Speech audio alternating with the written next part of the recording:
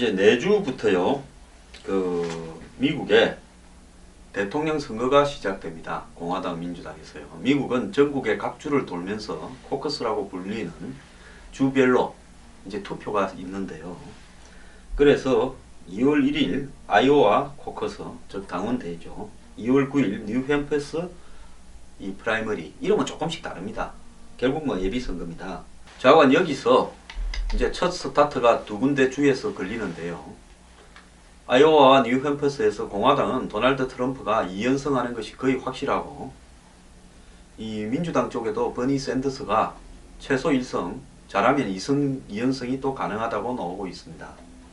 자, 일단 공화당 쪽에서는 이제는 도널드 트럼프가 대통령이 후보가 되는 것을 막을 수 없다라는 쪽으로 분위기가 기울고 있습니다.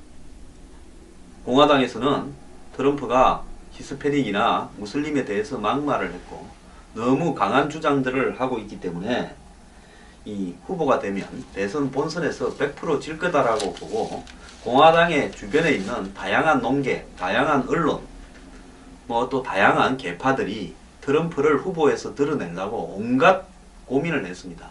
심지어 이 공화당 내에 이 후보 조정을 해야 되는 거 아니냐라는 이야기까지도 나왔는데요. 그럼에도 불구하고 트럼프 후보는 이미 대세가 되어가고 있습니다. 어제 제가 미국에서 오신 어떤 분을 잠깐 만났는데요. 그분 이야기도, 그분은 뭐 정치에 정통한 분입니다. 미국에서 오래 사신 분인데 트럼프가 후보가 거의 될 것 같다라는 이야기입니다.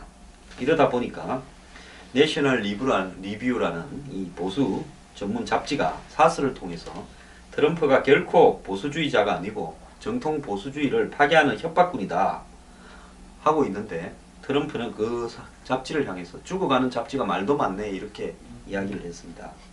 그래서 공화당 전국위원회는 트럼프를 비판한 내셔널 리뷰 기자를 후보 이 토론 초청에 부르지 않았습니다. 트럼프 입장을 손을 들어준 거죠. 자, 미국의 월스트리트 저널지, 가장 미국의 권위 있는 경제신문이죠. 트럼프가 생각보다 좋은 대통령 후보가 될 수 있다는 논조로 방향을 바꿨습니다. 옛날엔 굉장히 비판을 했는데요. 결국 지금 공화당 진영이 차례차례로 도널드 트럼프한테 백기를 들고 있다, 이런 분석이 나오고 있습니다.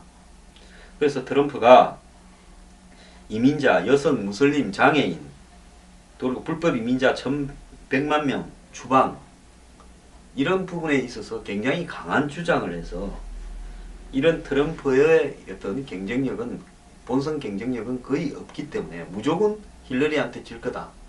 그래서 저건 조금 가다가 미국의 공화당의 유권자들이 트럼프를 외면할 거다, 이렇게 장담을 했습니다.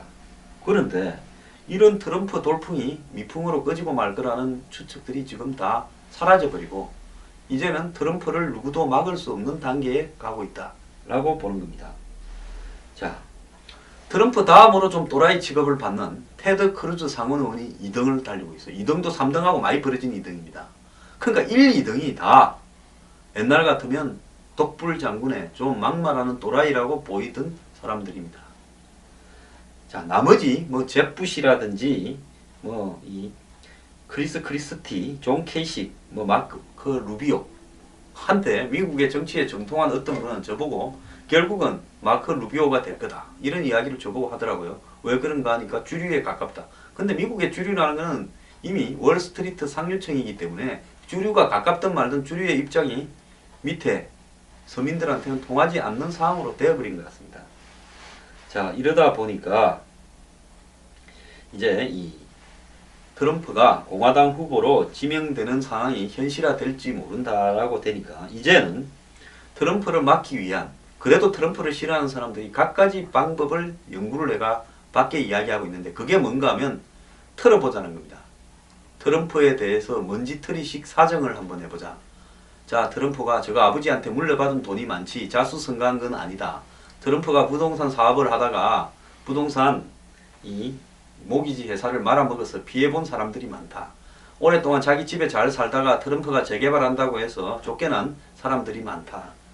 이런 트럼프로부터 피해를 본 이런 사람들을 찾아내 가지고 언론 앞에 세워서 트럼프를 씹게 만들자. 미국의 정치가 기껏 고안하는 게 트럼프의 안티들을 찾아내서 피해본 사람을 찾아내서 쉽게 하자라는 게 최대의 대안입니다. 트럼프 때문에 눈물을 흘린 사람을 찾아서 언론에 세워서 트럼프를 공격하면 트럼프 돌풍이 꺼지지 않겠느냐라는 건데요. 제가 볼 때 웃기는 소리입니다. 미국 국민들이 현재 트럼프를 좋아하는 이유에 대해서 미국의 공화당의 대부분은 미국의 월스트리트 상류 소수 자본가한테 기울어 있지만은 중산층과 미국 공화당의 노동자, 백인, 서민층은 굳건하게 메인스트리트로서 트럼프를 지지하고 있는 겁니다. 지금까지 월스트리트가 공화당의 메인스트리트처럼 위장을 해 있었지만은 이제 서민들이 상류 돈 많은 사람들한테서 메인스트리트를 찾아오겠다 해서 반란을 일으킨 겁니다. 미국 공화당의 돈 정치는 끝나가고 있습니다. 저는 한국의 이번에 총선을 바라보면서요. 참 90억을 받으려고 교섭단체 20명을 채우려고 지 돈이 1000억도 훨씬 더 있는 사람이 요즘 주식값 엄청 올랐지 않습니까? 누가 그래도요. 안철수 의원이 뭐 정치를 왜 할까? 어떤 사람들은 뭐 그분 뭐 돈이 많아서 돈에 관심이 없다는 건데 아니 주식 안 팔고 정치하는 게 돈에 관심이 있으니까 그런 거죠. 진짜 돈에 관심이 없으면 주식 딱 팔아가지고 있는 돈 뭐 한 1,500억이다 뭐 2,000억이나 딱 현금 만든 다음에 나도 먹고 살아야 되니까 한 100억은 내가 나중에 정치하다 망하면 먹고 살고 나머지는 이 돈을 쌓아가지고 이 돈으로 내가 대한민국 정치를 한번 뒤집어 보겠다 하면요. 안철수가 한국의 도널드 트럼프가 됩니다. 그렇게 돈이 많은 사람이 지 돈 안 내고 무슨 90억 그 받으려고 물갈이 대상들을 다 모아가지고 20명 채우려고 부패 전력자도 넣고 뭐 이래가 하니까 말이 됩니까? 그러다 보니까 동교동 힘이 필요해가 가서 녹취까지 했다가 뭐 했는지 안 했는지 누가 했는지 좀 정정합시다. 근데 그거 빨리 안 했으면 고소하라고 그랬는데 오늘도 고소 안 하는 거 보니까 이상해요. 그래서 이런 한국의 정치가 제가 볼 때 미국의 발바닥도 못 따라간다. 이 부분은요. 솔직히 말하면 한국 국민들의 정치 수준이 너무나 저열하기 때문에요. 그래서 이 새누리당의 대표가 최고 권력자를 지칭해서 한마디를 하고 최고 권력자가 소신을 바꾸니까 다 따라가면서 소신을 바꿔서 그 따라가는 소신을 안 만들기 위해서 상향식 공천을 해서 공천권을 유권자한테 돌려준다고 이야기하는 말이 그럴싸하게 들리는 거 아니겠습니까? 참 저는요 이번에 미국에 버니 샌더스와 트럼프가 미국 정치를 확 뒤집어 버려가지고 한국에도 큰 충격을 줘야 된다고 보고 있습니다.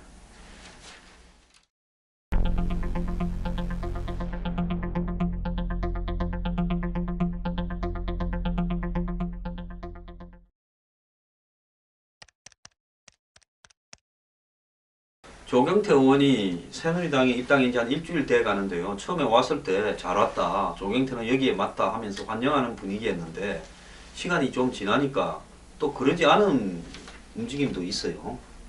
여야의 공적이 되고 있다. 그래서 사흘에 반조경태가 확산되고 있다. 이런 이야기가 있습니다.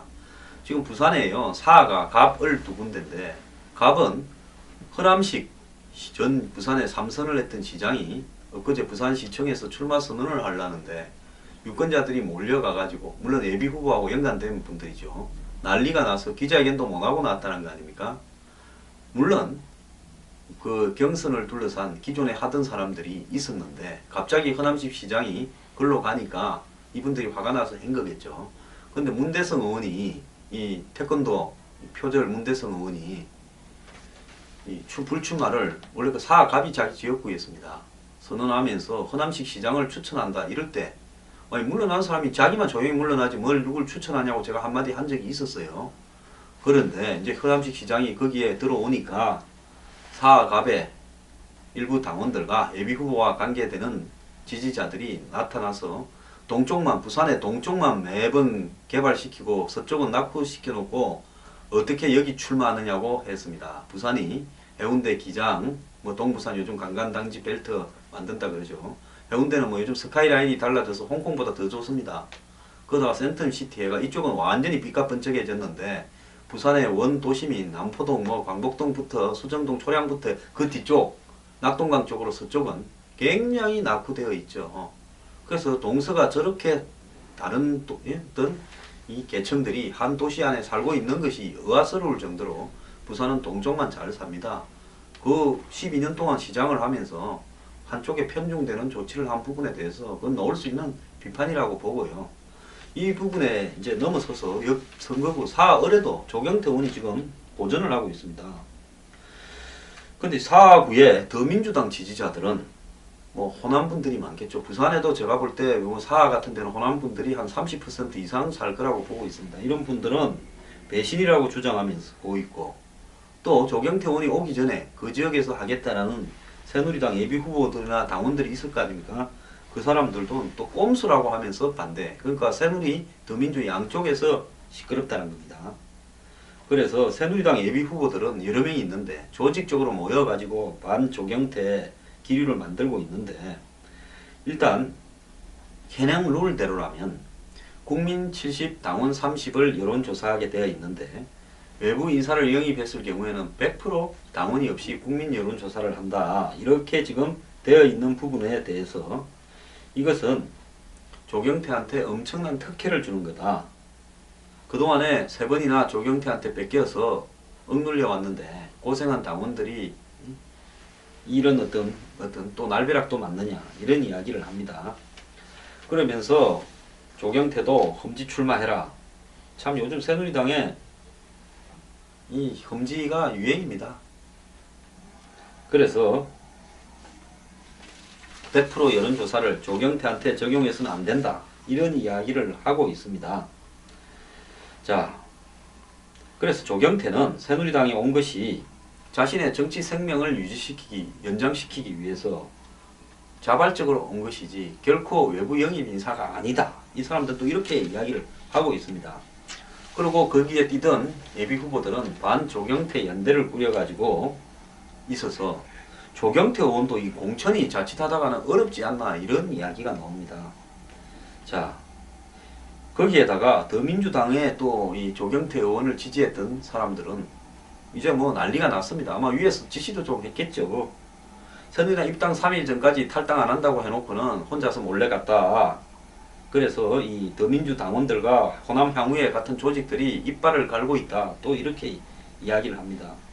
그래서 더민주는 조경태를 갖다가 낙마시키기 위해서 또 거기에 이 조경태 낙마를 위한 또 이 맞춤 표적 공천을 하겠다, 이렇게 이야기도 하고 있습니다. 참 정치 어렵습니다.